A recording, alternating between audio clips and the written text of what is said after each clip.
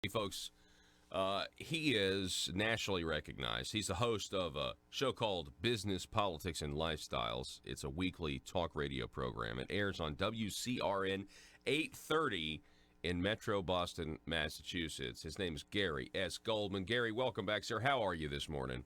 Well, I'm doing great. How are you doing this morning? I'm doing pretty good. Hey, did you catch any of that Donald Trump rally in North Carolina last night on TV? Yes, I did. I caught bits and pieces of it. Me too. I mean, I was kind of a bits and pieces guy as well. But, this is going to be kind of an interesting day today to see if the Republican can, hold on and keep that district. I think that district's been red since sometime in the 60s. And, a lot of people say it's a test for 2020. What do you think? Yeah, I mean, don't we hear that so often? Mm-hmm. One particular race is a test for 2020. Look, I'm hoping they hold on to it. Should they not hold on to it, I really don't think that's going to tell us a lot about what's going on in 2020. I think you know what, this race, it will come. 2020 will come down right to toward the end, and the dynamics of the whole 2020 presidential race is going to change. I think almost daily. The news media, the mainstream media, has a way of just taking any particular story and making it the highlight of the day, and I think that's going to be like the flash every day or several times a week until we get right down to the election. Yeah, that's very true. Last week, Beto O'Rourke, he said he wanted a mandatory gun buyback. Interesting how the government thinks they could buy back what they never owned in the first place. What are your thoughts? Well, first of all, O'Rourke and many on the left, the new phenomena is to, choose and use your words to manipulate what you're trying to achieve. And let's face it, it's not a buyback, it's a confiscation. And I'm not advocating anything, but a confiscation of guns in this country would result in one thing, a revolution. It's never going to happen. And Paul, the problem is they never look at the real problem. And some of that goes to the right as well. We have these horrific mass shooting incidents, and it's constant knee-jerk reaction. Let's grab the guns. Let's grab the guns without looking at, many of the problems that are out there that we have to deal with. But this would be horrific. Look at Beto O'Rourke. I'm not sure what he's still doing in this race and the debate process, but that's a discussion for another day.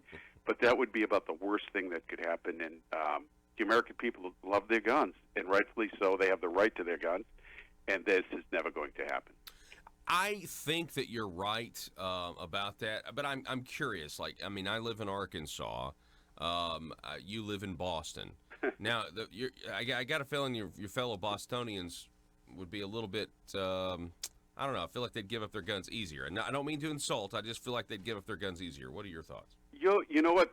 I think when we split Massachusetts, we have to start splitting Massachusetts up into some pieces. When you're right in the metro Boston, the immediate Boston and the suburbs, that we like to call the suburbs around Boston, I totally agree with you.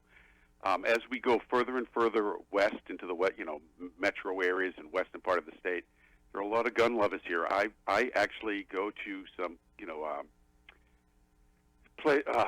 places where they sell guns just to talk to the owners and get a feel what's going on. And they tell me sales are up, people want training, people are out to get their licenses because they're afraid of what may happen. But the very staunch liberals in around the city of Boston, they don't see any need for guns. And when the funny part is, Paul, when something happens, the first person that solves the problem is either an officer with a gun or we had a situation about a year ago in a restaurant where there was a guy stabbing people, and there was a gentleman in there with a gun that stopped the situation from getting any worse than it was. They look for the help, but at the same token, guns, they're bad. It's using the word gun. Somebody is picking up that gun and pulling the trigger, and that person who pulls the trigger is usually not a law-abiding gun owner. It's someone that's out to cause problems in society, and we have to look at where these problems are coming from. Yeah, and again, not to take Beto O'Rourke seriously as a politician or presidential candidate, but I just, for any American politician to suggest gun confiscation and not understand what you're actually talking about, which would be, it would be, I think, a very bloody, tragic thing.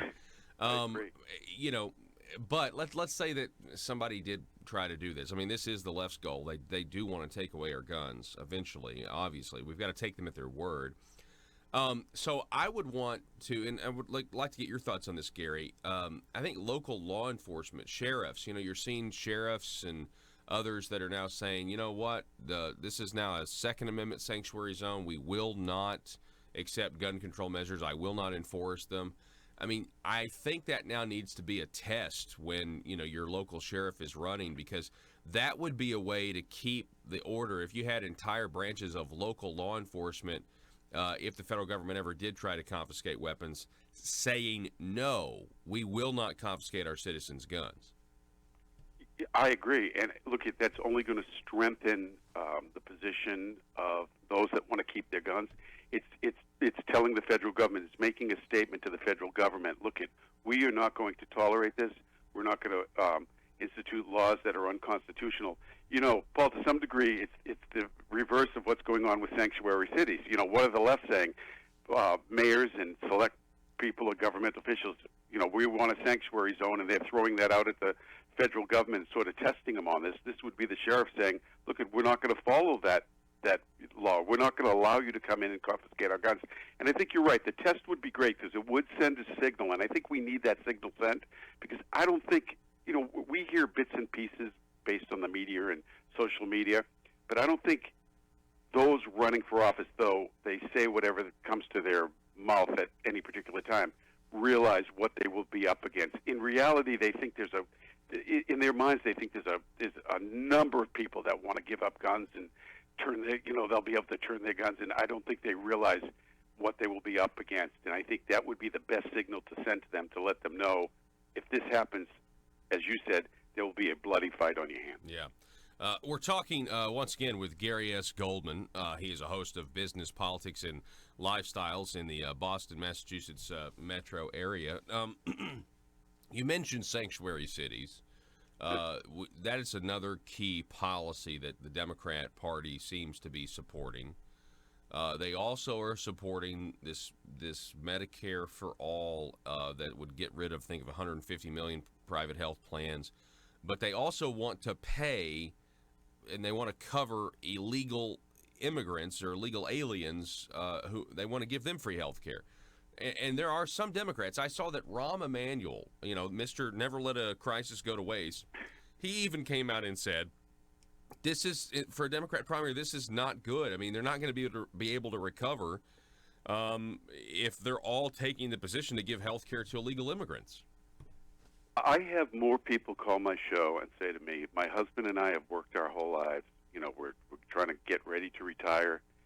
We can't afford our health care, and for numerous reasons, it could be a number of different reasons, and yet the government wants to give this to people that have entered this country illegal, that have not even contributed to the system.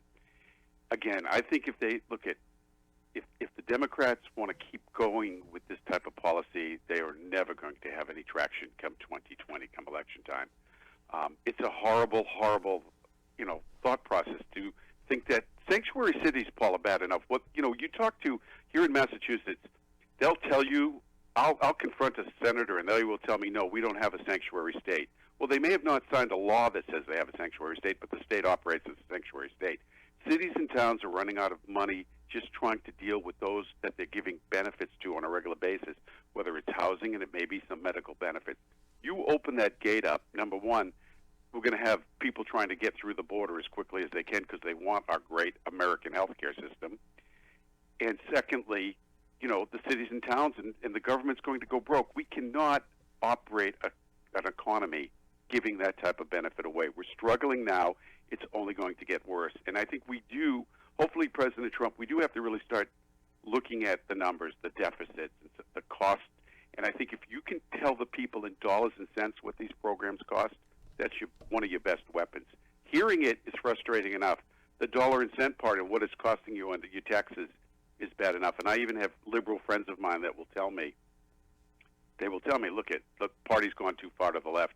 I'm not saying I'm going to vote for Donald J. Trump, but it's going too far to the left. And for some reason, this group of candidates, all they want to do is outdo each other. They don't care what the people are saying. This is true. And, if the president wins re-election in 2020, I think it will be safe to say that one of the reasons he did is because the Democrats took back control in 2018. Because they essentially we're in the middle of their 2 years of reminding us of just how crazy the left has become, right? Yeah, they're reminding us that they're in office. They don't do anything for the people. All they do is look with their head backwards, trying to see which investigation they can start or impeach the president. They don't care what comes out that may, need attention. They don't want anything to do with helping the American people. I'm convinced of that. They want to keep going further to the left with these programs that if they'd sit down for 5 minutes, they'd figure out that they're not doable and the American people really don't want them.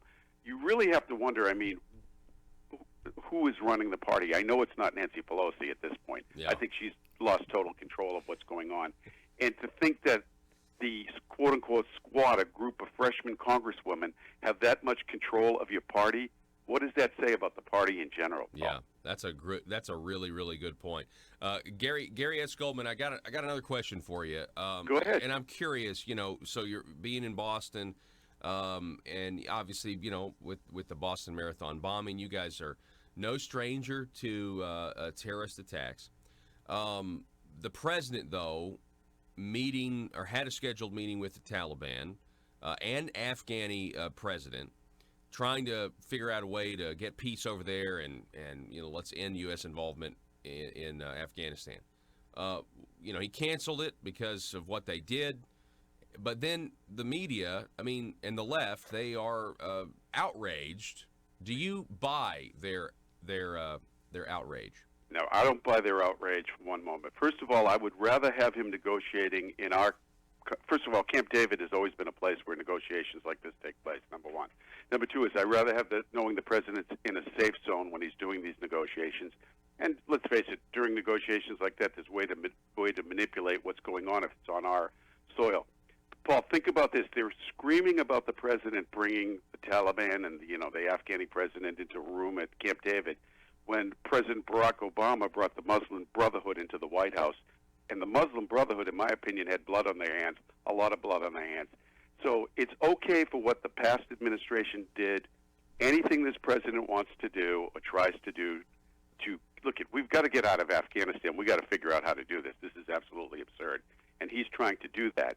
But anything he does, they're going to go after. They will not talk about things that Barack Obama did. Now, again, Muslim Brotherhood used to sit at the table on a regular basis in the White House. I'm still a little concerned about that. Actually, a lot concerned about that. And the left and the media are going to spin this like Donald Trump is some villain for trying to put an end to a war that we've been in way too long. Well, and I agree with you. And to further that, the media, we know, has an agenda. And one of their agendas has been to point out that America is in an endless war. It's been to point out that, we need to bring our troops home, right? That's been their agenda for a long time. Since George W. Bush. Right. And yet now you'd think, based on their outrage, that they want to do the war again. Let's send more troops over there. Yeah, anything that the president wants, they'll want the opposite of it. And as you said, they've been harping on the television, on mainstream media has been harping. We got to get out of Afghanistan. This is the endless war, the endless war. So we start, negotiating. And you don't want to negotiate it with the devil, but sometimes you have to. You have to put an end to this thing.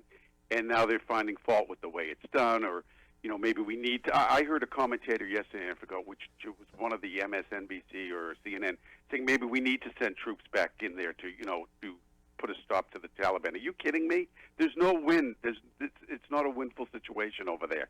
The only way to do this is negotiate and get the heck out of there, and that's what Donald Trump's trying to do. And look I totally believe the president has a mindset for negotiation, and he knows what he's doing, and sometimes time is of the essence. Unfortunately, nobody wants to give him the time that he needs. They just want to pick him apart on You're right about that. And I think what the president needs to do is he needs to come out and he needs to just talk about endless wars, trying to pull us out, because that is something bipartisan. The Democrats can change and the media can change and flip-flop, but I think the people in general still agree that we don't want to go to war in the Middle East, for 30 years, right? So if he'll just get on that message, I think it'll be very, very popular. Gary S. Goldman, it's always great to have you on. Talk to you, sir. Best of luck to you, and I can't wait to do it again soon. Thank you. Have a great day. All righty, Gary S. Goldman, everybody.